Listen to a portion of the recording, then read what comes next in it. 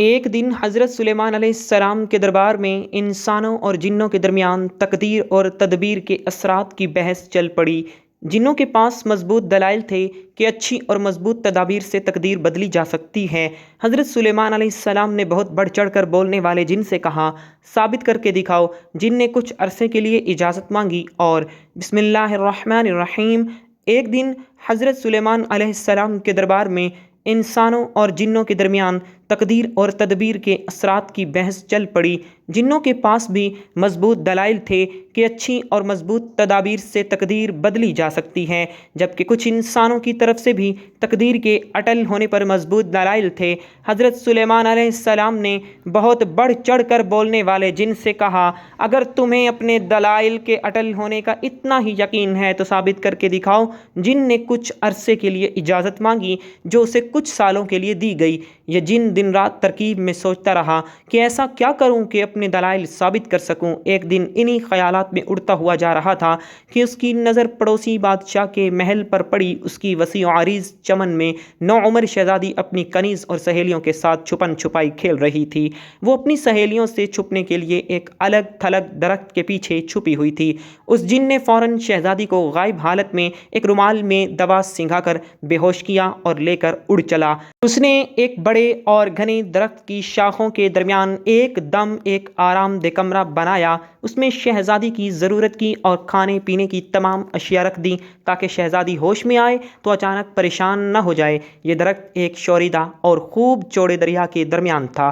دور دور تک صرف جنگل و بیابان تھا۔ ہوش آنے تک جن مناسب شکل میں ایک بزرگ کی صورت میں آ گیا۔ شہزادی ہوش میں آئی تو رونا دھونا کیا اور کھانے پینے سے انکار کر دیا، کیونکہ اس تبدیلی نے اس کے حواس گم کر دیے تھے۔ جن کو اندازہ تھا کہ انسان تادیر نئی جگہ، لوگ اور ماحول کو اپنا نہیں پاتا، اس لیے اس نے اس کی تمام ضروریات کی چیزیں رکھیں اور یہ کہہ کر نکل گیا، ابھی تم آرام کرو۔ نوعمر شہزادی غم و دکھ میں روتے روتے سو گئی۔ جن اگلے دن بزرگ کی شکل میں آیا اور اس پر شفقت انداز سے جھوٹی تسلیاں دی تاکہ وہ بیمار نہ ہو جائے، کہیں بادشاہ معظم اسے سزا نہ دے۔ شہزادی کی پسند کی چیزوں کے متعلق پوچھا اور اگلے دن آنے کا کہہ کر چلا گیا۔ آہستہ آہستہ شہزادی جن کی عادی ہوتی چلی گئی اور وہ اسی سے اپنی ضرورت کی چیزیں منگوانے لگی۔ وہ آس پاس کی کھڑکیوں سے جنگل یا دریا کا نظارہ کرتی، اسے اپنے جیسا اور کوئی انسان نظر نہ آتا، لیکن جن جسے وہ بابا کہنے لگی تھی کے بارے میں جان چکی تھی کہ وہ ایک جن ہے جو کمرے سے نکلتے ہی غائب ہو جاتا ہے، جبکہ باہر کوئی سیڑھی نہیں تھی۔ وقت گزرتا گیا اور شہزادی نوعمری کے دور سے نوجوانی میں داخل ہو گئی۔ جن کے آنے کے دورانیے میں لمبا وقفہ آنے لگا، کیونکہ اب وہ مطمئن تھا کہ اب شہزادی کو پیش کرنے کا وقت آنے والا ہے اور وہ بادشاہ معظم حضرت سلیمان علیہ السلام کے سامنے اپنی شرط جیت جائے گا۔ ایک دن طوفان کے آثار تھے، دن میں بھی رات چھا گئی تھی۔ شہزادی نے ایسی طوفانی کیفیت پہلی مرتبہ دیکھی تھی۔ ڈر اور خوف سے اس کا برا حال ہو گیا۔ کافی دیر گزر گئی کہ اس دوران اسے دروازے پر دستک سنائی دی۔ ایسا پہلی مرتبہ ہوا تھا کہ کسی نے دستک دی ہو، ورنہ جن تو خود بخود اندر آ موجود ہوتا تھا۔ شہزادی نے خوف و دہشت سے پوچھا کہ کون؟ تو اسے گھبرائی ہوئی آواز سنائی دی، ہمیں کچھ دیر کے لیے اندر پناہ دو، طوفان گزرنے تک ہم رکنا چاہتے ہیں۔ شہزادی نے دروازہ کھولا تو وہاں دو نوجوان بمشکل ٹہنی پر بیٹھے ہوئے تھے۔ دروازہ کھلتے ہی دونوں جوان اندر داخل ہو گئے۔ شہزادی نے ایک مدت کے بعد اپنے جیسے انسانوں کو دیکھا تو اسے اغوا ہونے سے پہلے کا وقت یاد آ گیا کہ انسان ایسے ہوتے ہیں۔ ان میں سے ایک نوجوان اچھے حلیے میں اور دوسرا انتہائی غریبانہ حلیے میں تھا۔ شہزادی نے امیر شخص کو جو کافی زخمی تھا اس کو اپنے پاس موجود مختلف دوائیاں دیں تو غریب آدمی نے اپنے ساتھی کی مرہم پٹی کی، کچھ کھانا کھایا اور آرام کرنے لگے۔ دونوں جوان حیران تھے کہ اکیلی لڑکی کیسے اور کیوں کر یہاں اکیلی رہ رہی ہے، لیکن انہیں فی الحال طوفان سے پناہ مل گئی تھی۔ شہزادی نے اگلے دن ہی بتایا کہ میں ایک جن کی قید میں ہوں اور مجھے نہیں معلوم کتنا عرصہ گزر گیا، بس میں اس وقت اتنی سی تھی۔ شہزادی نے ہاتھ سے اشارہ کر کے بتایا تو نوجوانوں کو اندازہ ہوا کہ وہ اس وقت 7-8 سال کی ہوگی اور اب ان کے اندازے سے 12 سال گزر چکے ہیں۔ شہزادی جن کے آنے کے خوف سے انہیں جانے کا کہتی رہی، لیکن غریب لڑکے نے بتایا کہ یہ ایک ملک کا شہزادہ ہے اور میں اس کشتی کا ملا ہوں جس پر سوار ہو کر شہزادے ساتھیوں کے ساتھ مچھلیوں کے شکار کے لیے نکلتے تھے کہ اس طوفان نے کشتی बुरी तरह तबाह कर दी। बाकियों का क्या बना, सिर्फ हम दोनों एक तख्ते से चिमट कर इस दरख्त की लंबी शाखों से अटक गए। चढ़ती तूफानी लहरों से बचने के लिए दरख्त पर चढ़े तो कमरा देखकर हैरत भी हुई और बचने की उम्मीद भी, लेकिन यहाँ तो एक और ही माजरा नज़र आ गया है। शहजादे ने कुछ बेहतर होने तक ठहरने की इजाज़त चाही। शहजादी ने बताया कि जिन उन्हें ज़िंदा नहीं छोड़ेगा। हैरत अंगेज़ तौर पर जिन के आने का वक्फ़ा लंबा हुआ और इस दौरान शहजादा बेहतर हो गया।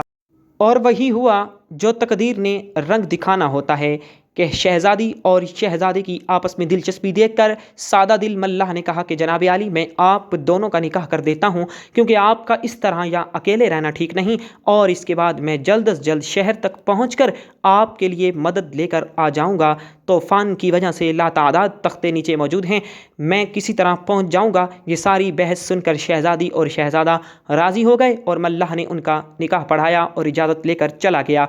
चंद दिन गुजरने के बाद जिन आ गया। शहजादी ने शहजादे को किसी तरह ऐसे छुपाया कि जिन को शक भी ना हुआ।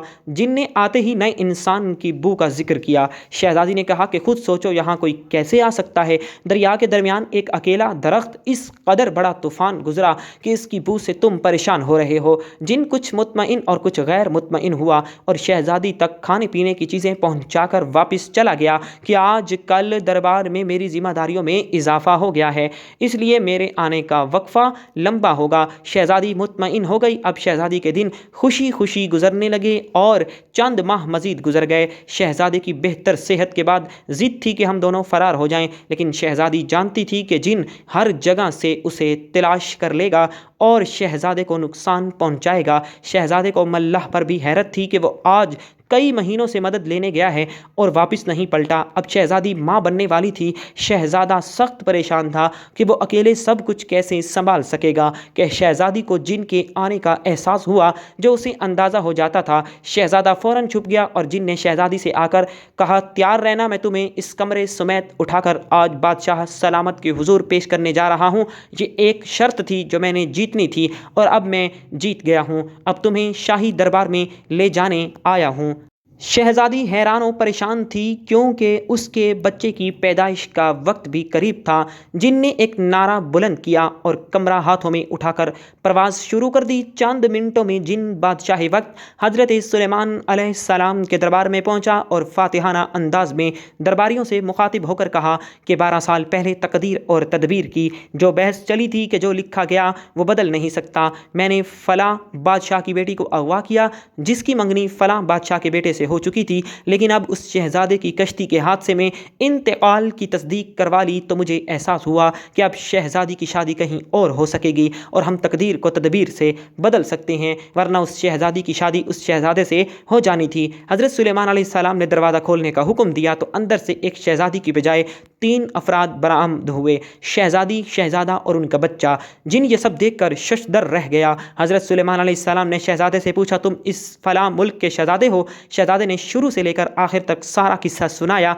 जिन हज़रत सुलेमान अलैहिस्सलाम के कदमों में गिर गया, लेकिन हज़रत सुलेमान अलैहिस्सलाम ने उसको उम्र कैद की सज़ा दी कि अल्लाह पर यकीन महकम ना हो तो ऐसी बहस में कुदरत को चैलेंज करने वाली हरकत नाकाबिल माफ़ी होती है। शहजादी और शहजादे को उनके लवाहिकीन के आने तक शाही मेहमान खाने में ठहराया गया। अल्लाह पाक हमें दीन की मुकम्मल समझ नसीब फरमाए और हमारा खात्मा ईमान पर फरमाए, आमीन। नाजरीन, कमेंट बॉक्स में अल्लाह ताला के 99 नामों में से एक नाम ज़रूर टाइप कीजिएगा। ज़िंदगी रही तो इंशाल्लाह नेक्स्ट वीडियो में ज़रूर मुलाकात होगी। तब तक के लिए अल्लाह हाफिज़।